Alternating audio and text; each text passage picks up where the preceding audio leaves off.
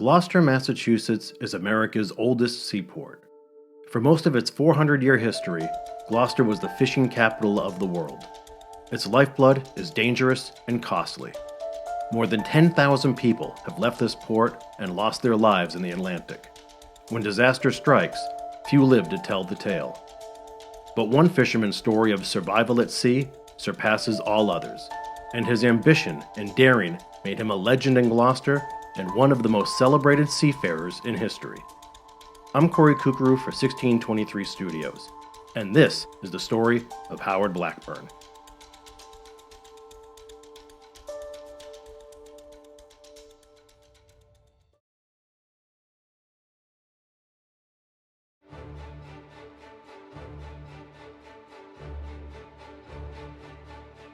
It took a month of mild summer weather before dozens of newly rich gold rushers could return from the far reaches of Yukon, the northwesternmost territory in Canada, to the Alaskan port city of St. Michael, where they victoriously boarded a steamship bound for Seattle. It was July of 1897 when a bevy of successful prospectors disembarked the Portland before thousands of onlookers, cautiously lumbering through the crowd, protecting millions of dollars in gold. They used everything they had, coffee pots, blankets, boots, to hold their fortunes against their bodies. It was the biggest strike since 1849. The dream was real. Before newspapers reached the stands, wishful treasure hunters around the world prepared to join the Klondike Gold Rush. Expeditions formed rapidly in New England and around the world. Howard caught the fever too. He lost himself in accounts of expeditions failed and triumphant. He bent the ears of Gloucestermen who followed the gold rush in '49. But that strike was in sunny California, not 3,000 miles beyond the palm trees into the frozen tundra of the Arctic. Blackburn knew only the smartest and strongest could survive. Pushing 40 and looking for a challenge, he went all in.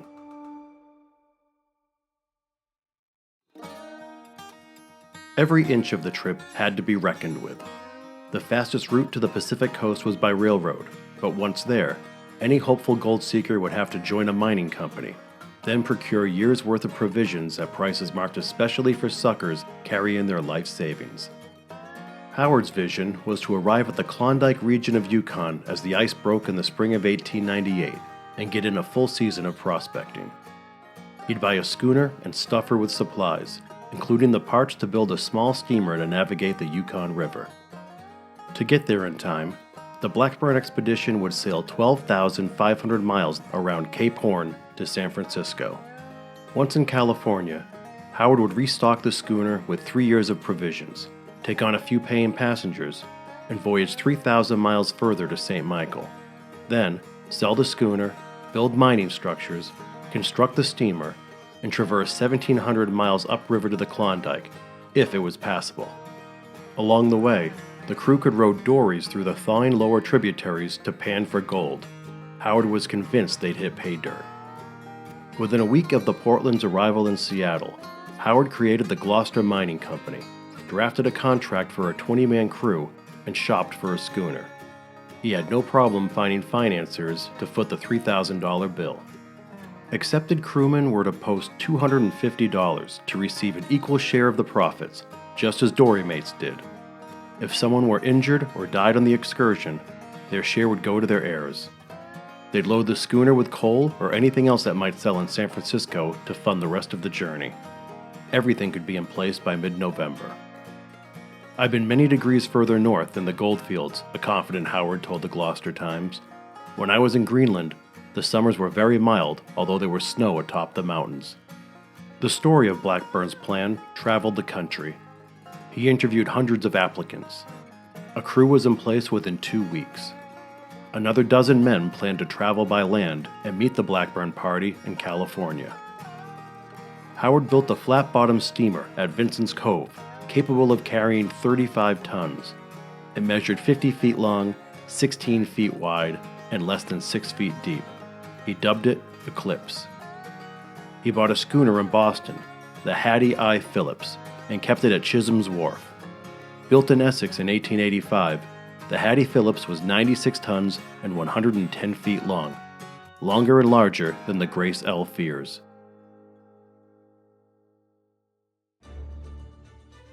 In the meantime, tens of thousands of men and women clogged northwest port cities and waterways in a mad dash to the Klondike.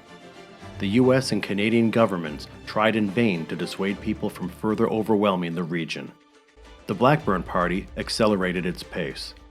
Howard signed experienced Captain John Harris, who had crossed Cape Horn twice.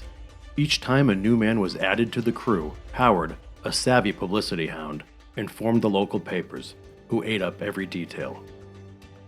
The crew consisted of men aged 19 to 52, from a Rockport quarryman to a Gloucester barber. On October 18, 1897, the Blackburn expedition prepared to launch from Gloucester's inner harbor. The wharves were a mob scene teeming with well-wishers. They pushed off late in the afternoon to a wild roar, which got louder as the Hattie Phillips faded beyond the Eastern Point Lighthouse.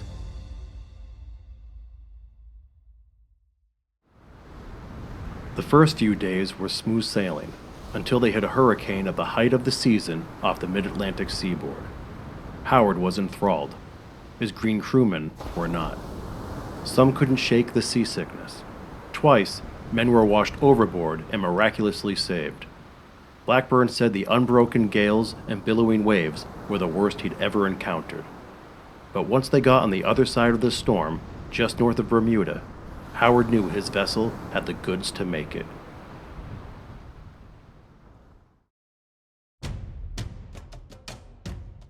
One month after leaving Gloucester, they crossed the equator outside Brazil. Another month passed before they made landfall at the entrance to the Strait of Magellan for much-needed rest and repairs. From there, they navigated to Punta Arenas, Chile, at that time the world's southernmost city, and sold most of their coal at an agreeable price. Some of the crew had an impossible time adjusting to the desolation of Tierra del Fuego, which was also in the midst of an ongoing genocide of its native Selknam people from Europeans.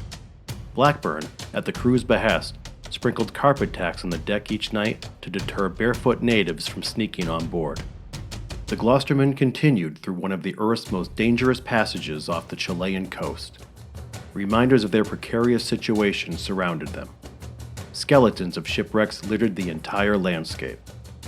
But the Blackburn expedition caught a break.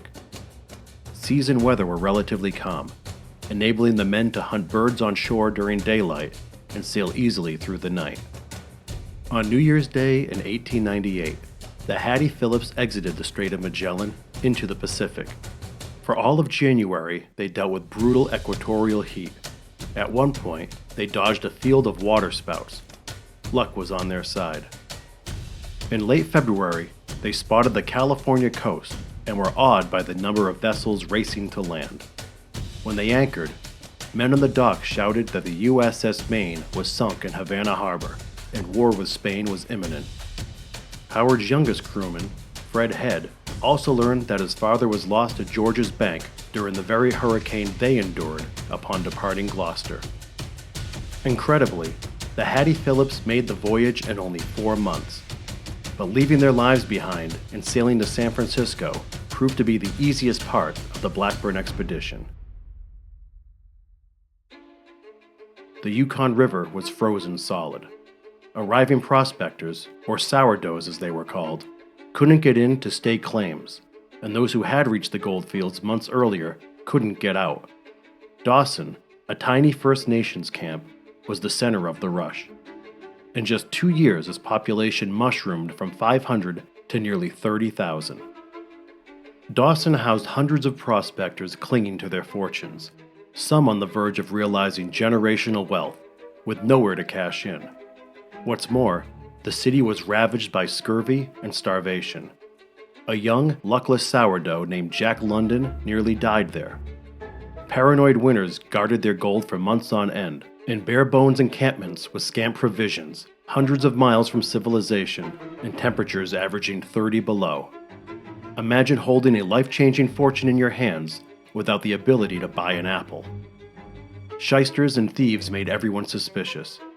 Many who struck out were paid handsomely to protect stashes or sneak the almost rich out of Dawson by any means necessary. Howard was set aback by the news.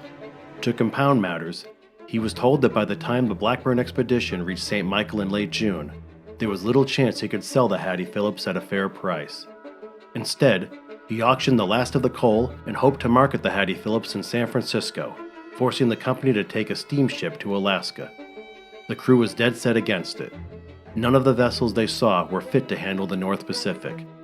To keep the men satiated and put a few dollars in their pockets, Howard struck a deal to deliver lumber 750 miles north to Astoria, Oregon. The trip was bumpy, but when the famous Fisherman landed, grateful locals did all they could to convince Blackburn to stay and manage the booming salmon trade. They begged Howard to turn Astoria into the Gloucester of the West. Fish were practically jumping on shore, they said. Creating a lucrative fishery was a sure bet. Why risk death and pray for gold? But the men of the Hattie Phillips could not be swayed. They returned to San Francisco to restore the ship and wait for the Yukon River to thaw.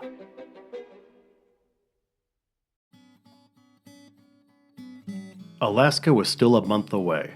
With frayed nerves and endless downtime, the company bickered to the brink of mutiny.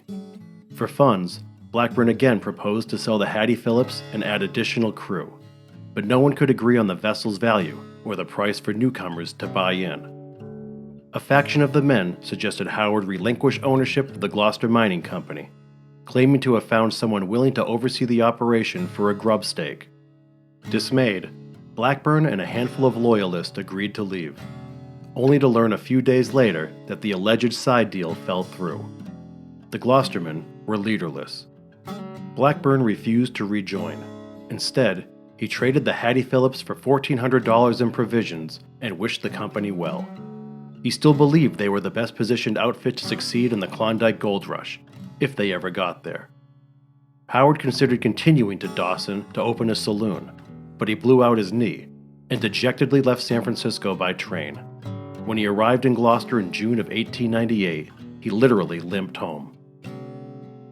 The remnants of the Gloucester Mining Company, under new stewardship, eventually took the Hattie Phillips to St. Michael, the first ship of its kind to reach the port that summer. They were greeted by a throng of prospectors who had been roosting on their fortunes for 9 months.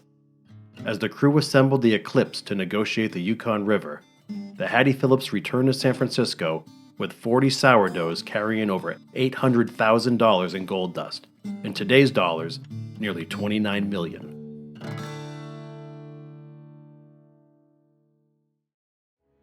The Gloucestermen got about 1,000 miles from Dawson when they realized they wouldn't make it before the freeze. The Eclipse's propeller broke twice. They anchored and rode dories against racing currents while dodging bobbing ice chunks. Occasionally, they staked claims in the vast, indistinct wilderness. They fell victim to scurvy and frostbite. One man froze to death. The short season passed. As supplies and shelter dwindled, the men reversed course, sledded across the frozen tributaries, and disbanded with hardly any gold dust. It's believed only 7 men of the Gloucester Mining Company ever made it back to the States alive. As quickly as Dawson bloomed, it withered. New gold fields were discovered 800 miles west in Nome, Alaska. Dawson was virtually abandoned. In the end, of the 100,000 treasure hunters who were part of the Klondike Gold Rush, most never reached their destination. Of those who did, hardly a tiny fraction had anything to show for it.